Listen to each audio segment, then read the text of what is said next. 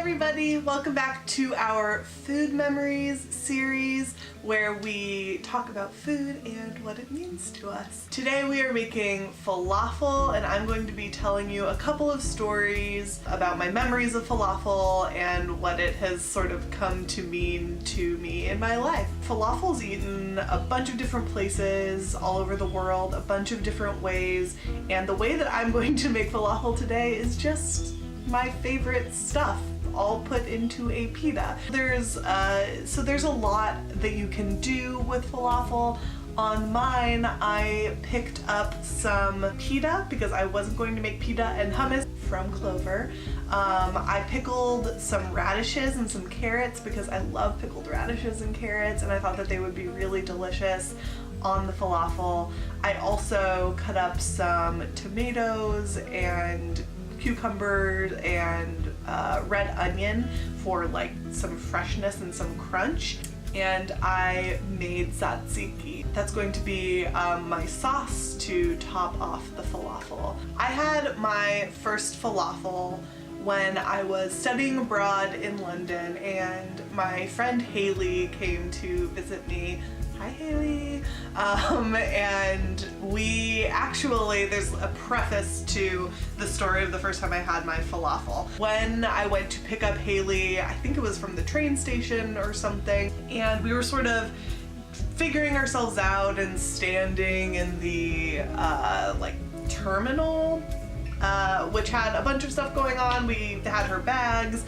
We were standing there and we decided that we wanted to stop and get some cash at the ATM machine, which was like right over there. Like it was, we saw it, we were standing right by it. There were a couple of people who went up to use it before us. I think we were on our phones. We were trying to, I don't know, get our shit together. And when we finally went over to use the machine, we walked up and there was cash sticking out of it, like a little wad of cash sticking out of it. So we pulled it out and we looked around. There was no one around. The man who we had seen like previously standing there was gone. He was like in a suit. He looked like, you know, kind of just like a business traveler. I think we stood there for a while. It wasn't too long, but maybe 15 minutes to see if somebody would come back. And then we decided that the best thing to do would be to turn it in to see if somebody would come pick it up. We didn't feel right about taking it. Oh, I didn't mention that it was 300 pounds. So especially at that time in my life, that was a lot of money. Even now, I would be stoked to find 300 pounds. And also at the time, the dollar was pretty low compared to the pound, as in this was like the equivalent of $600. And that was a lot of money to me and to us, and also to this other person probably. We went up to the security guard. We said, hey, if someone were to have found some money, some cash, where might one turn it in so that the original holder could find it? Basically what he said was, you can turn it in, but it sounds like that person's just probably going to be having a good night at the pub, as in no one's going to come and pick up the cash and that person's just going to pocket it. Like anyone who you give it to, even a security guard, is going to pocket it. So Haley and I pocketed it. And we felt sort of like guilty about it the whole entire trip, but it's very, very important because it meant that we had more money than we thought to spend on our trip, and we decided, hey, we're gonna spend it. We're not saving this for anything. We're gonna spend this on our trip and try to do some really fun stuff. So, fun stuff that we did. We made appointments to get haircuts, and at this time I got my first bob, which I really, really loved. It was a beautiful haircut. It was perfect. That hairdresser was amazing. And Haley got a mullet. Just a classic memory. It did not turn out as planned. So anyhow, we got some fresh haircuts. We went to Harrods and had chocolate fondue, which was really delicious and fancy. We bought tickets to see, we both loved Rent so much. We saw a version called Rent Remixed, and I believe Kylie Minogue had sort of like redone the music to be this kind of like electro pop thing. And then we also went and saw We Will Rock You, And before we went and saw the show, I believe it was before, could have been after, Haley asked me if I wanted falafel.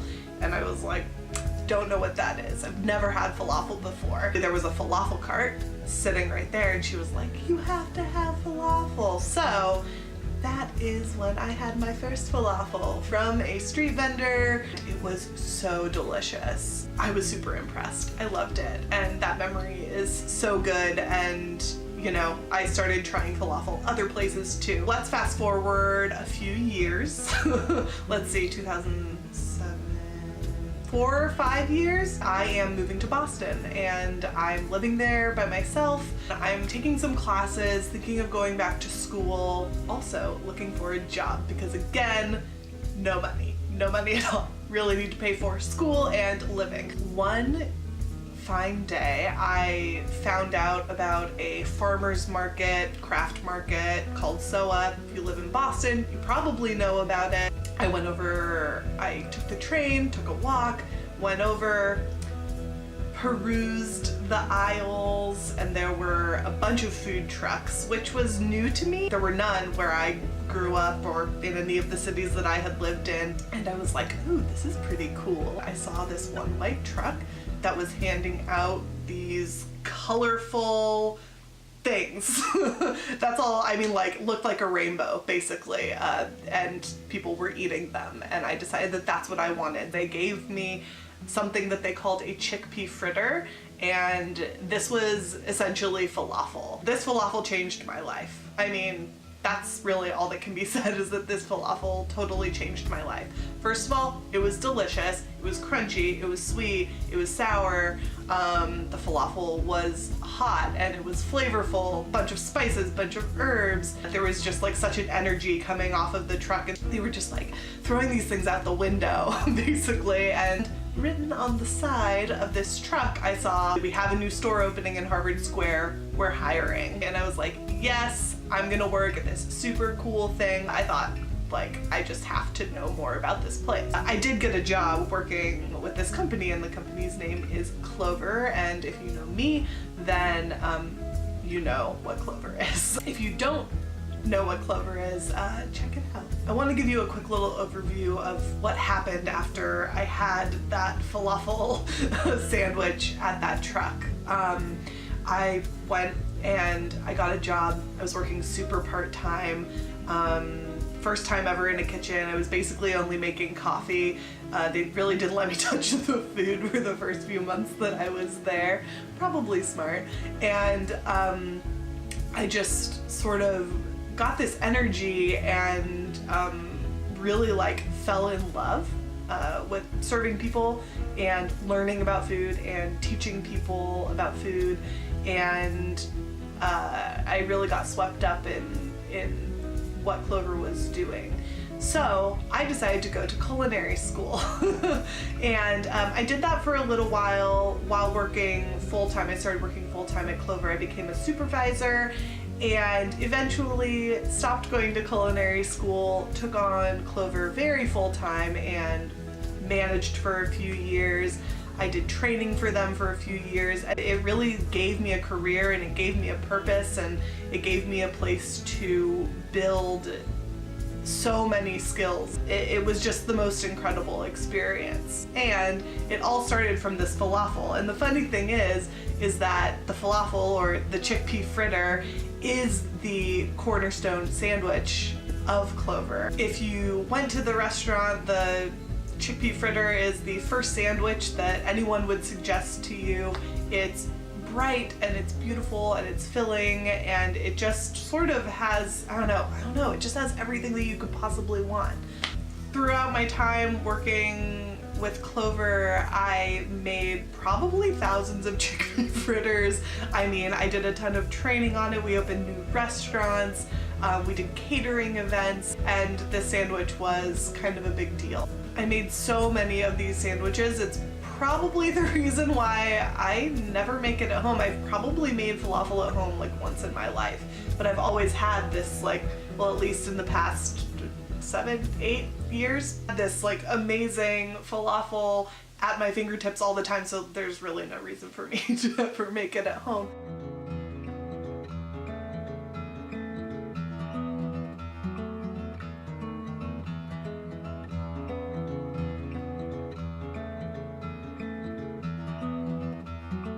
The last thing that I want to make sure to tell you about Clover's Falafel, this chickpea fritter sandwich, is that working there really taught me about there can be so many stories for one ingredient, for one thing, and those stories connect people. I love to dig into what I'm feeling when I'm in the kitchen making something, because it really does light me up and bring me to life, and I see that happen for other people too. It doesn't matter what you're making. One of the things that I really love to do in life is make food for people. And if I make something and somebody's particularly excited about it and they say, how do you make it like that? How do you make it taste good? I say it's love. If you care about the food that you're making, then it's going to turn out beautiful because you care about it, so you're paying attention. So I say that about all of my cooking. Anytime I share food, why does it taste good? Why do we love this? Well, it's because there was love put into it and some care, and that's really what you need to make a food great.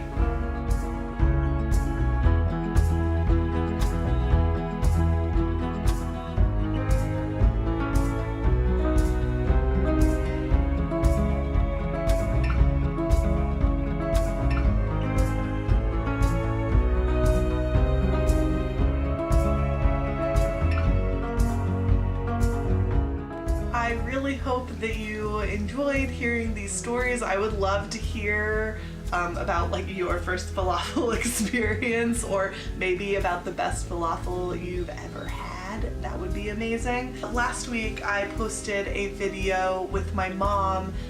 We were making fried bread that she used to make with her mother, my grandma, and it was just such a special time for us to be in the kitchen together, intentionally talking about grandma and making something she used to make. I want to encourage you to ask people in your life about their stories, whatever you're interested in. I'm interested in food, but it could really be about anything. I just think it's such an amazing way to connect, and that's why we're doing this here. Thank you so much for watching. I hope you enjoyed. If you did, you can give this video a thumbs up. You can subscribe to my channel so you know when a new video is coming out. Otherwise, have a lovely week, and I'll see you next time. Mwah. Bye.